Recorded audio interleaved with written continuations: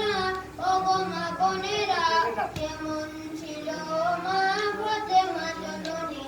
জান্নাতি হতে চাও যদি ও গো নারী, পর্দা মুছে দাও ও গো মা জননী।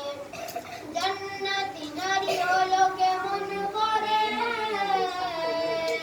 গায়ে গালে দেওয়া বোরখা সে পরতো গায়ে।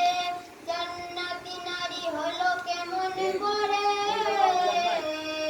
গায়ে গালে দেওয়া বোরখা সে পরতো গায়ে।